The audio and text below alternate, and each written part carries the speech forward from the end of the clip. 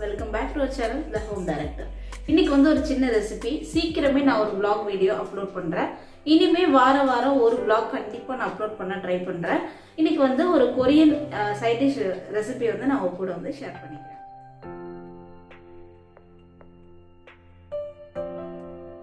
புரட்டாசி வந்து start ஆகுறதுனால last வீக்கே வந்து நாங்கள் நான்வெஜ் வந்து முடிச்சாச்சு.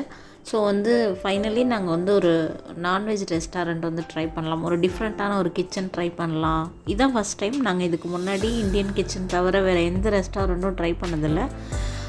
இது வந்து ஒரு கொரியன் கிச்சன் வந்து நாங்கள் ட்ரை பண்ணோம். நல்லா இருந்துச்சு அவங்களோட வெரைட்டிஸ். ஆனால் அவங்கக்கிட்ட வந்து மெயின் டிஷ்ஷை விட சைட் டிஷ்ஷஸ் தான் வந்து நிறைய சர்வ் பண்ணுறாங்க. அதில் வந்து மோஸ்ட் ஆஃப் த வெரைட்டிஸ் வந்து வெஜிடேரியனாக தான் வந்து இருக்குது. டிஃப்ரெண்ட்டாக இருந்தது ட்ரை பண்ணவே. ரொம்ப லைட்டாகவும் இருந்துச்சு ஃபுட்டு. ஒரு சில வெரைட்டிஸ் வந்து நல்லா ஸ்பைஸியாக வந்து சர்வ் பண்ணாங்க. அவங்க சர்வ் பண்ண வெரைட்டிஸில் எங்களுக்கு ரொம்ப பிடிச்சிருந்தது ஒரு குக்கும்பர் சாலட் வந்து ஒன்று ஸ்பைஸியாக சர்வ் பண்ணாங்க. ரொம்ப நல்லா இருந்துச்சு. சரி, ஓகே, இதை நம்ம வீட்டில் வந்து ட்ரை பண்ணலாம் அப்படின்னு வந்து நான் வீட்டில், ஆனால் அவங்களோட அந்த கொரியன் சீசனிங் அதெல்லாம் வந்து ட்ரை பண்ணல.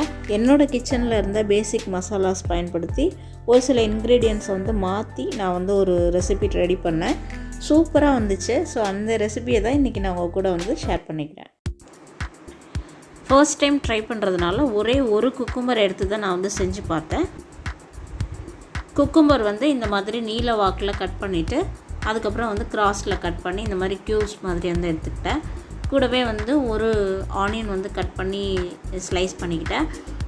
ஆனியன் வந்து பாதி போட்டால் போதும், பட் நம்ம வந்து ஆனியன் வந்து ஒன்று உரித்தோம் அப்படின்னா உடனே யூஸ் பண்ணணும். ஸோ அதை வந்து வச்சு திரும்பலாம் பயன்படுத்தக்கூடாது. அதனால நான் எல்லா ஆனியனுமே சேர்த்து மிக்ஸ் பண்ணிக்கிட்டேன். ஆனால் ஒரு ஹாஃப் ஆனியன் சேர்த்தாலே போதுமானது. இப்போது கட் பண்ணி வச்சுருக்க குக்கும்பர், ஆனியன், கூடவே கொஞ்சமாக காஷ்மீரி சில்லி பவுடர். இது வந்து கலருக்காக மட்டும்தான் சேர்க்குறேன், காரத்துக்காக இல்லை. நம்ம எந்த கொரியன் சீசனிங்கும் சேர்க்கலை, சோயா சாஸ் எதுவுமே சேர்க்கலை. நான் வந்து தனி மிளகாய்த்தூள் பயன்படுத்தலை, அது வந்து ரொம்ப காரமாக இருக்கும். ஸோ இது குக் பண்ணாமல் நம்ம அப்படியே சாப்பிட்றதுனால நான் காரத்துக்கு வந்து பெப்பரும் தேவையான அளவு சால்ட்டும் வந்து சேர்த்துருக்கேன். இது வந்து கொரியன் சீசனிங்க்கு பதிலாக. அதுக்கப்புறம் அவங்க வினிகர் சேர்க்குறாங்க, அதுக்கு பதிலாக வந்து நான் லெமன் ஜூஸ் ஆட் பண்ணேன். அப்புறம் 2 ஸ்பூன் வந்து நல்லெண்ணெய் சேர்த்து நல்லா வந்து மிக்ஸ் பண்ணுறேன். இதில் வந்து ஸ்ப்ரிங் ஆனியன் சேர்க்குறாங்க, நான் அதுவும் இன்றைக்கி சேர்க்கலை, இருந்தால் நம்ம சேர்த்துக்கலாம். அப்புறம் வந்து வெள்ளை எள்ளு சேர்க்குறாங்க, அதுவும் நான் வந்து சேர்க்கலை. அது வந்து எள்ளு குக் பண்ணாமல் சாப்பிட்லாமா என்னன்னு தெரியல. ஸோ அதனால் நான் அதையும் அவாய்ட் பண்ணிட்டேன். அதுக்கப்புறம் வந்து அவங்க சோயா சாஸ் சேர்க்குறாங்க, நான் அந்த சாஸ் எதுவுமே வந்து மிக்ஸ் பண்ணலை. சில்லி ஃப்ளேக்ஸும் வந்து சேர்ப்பாங்க, அதுவும் வந்து நான் சேர்க்கவே இல்லை. எண்ணெயும் மசாலாவும் நல்லா மிக்ஸ் ஆகி ஃபுல்லாக கோட் ஆனதுக்கப்புறமா வேறு ஒரு பவுலில் வந்து ட்ரான்ஸ்ஃபர் பண்ணிக்கிறேன். இன்னும் 2 இன்க்ரீடியண்ட் வந்து நம்ம சேர்க்கணும். ஃபைனலாக வந்து 1 ஸ்பூன் நாட்டு சர்க்கரை, ஒரு 4-5 பூண்டு வந்து நல்லா மசிச்சு எடுத்துகிட்டு சேர்த்துக்கிறேன். இந்த டிஷ்ஷில் வந்துட்டு பூண்டும் பெப்பரும் தான் வந்து காரம், வேறு எந்த ஒரு நம்ம ரா மசாலாவும் வந்து காரத்துக்காக சேர்க்கலை. காஷ்மீரி சில்லி பவுடர் வந்து காரம் இருக்காது, அது வந்து கலருக்காக மட்டும்தான் பயன்படுத்தியிருக்கேன்.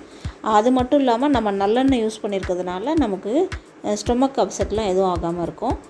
அவ்வளோதான். இது வந்து ஒரு 4 ஹவர்ஸ் வந்து மூடி வச்சு அப்படியே வந்து ஊற வச்சுட்டேன். அதுக்கப்புறம் எடுத்தால் நல்லா ஜூஸியாக அந்த மசாலா, அதில் இருக்கிற அந்த ஃப்ளேவர்ஸ், அதாவது இந்த காரம், பூண்டோட காரம், அதுக்கப்புறம் அந்த லெமனோட அந்த லைட்டாக ஒரு புளிப்பு, அந்த லைட்டாக ஒரு ஸ்வீட்னஸ், அந்த குக்கும்பரோட டேஸ்ட் அப்படியே பிக்கிள் மாதிரியே கிடச்சிது.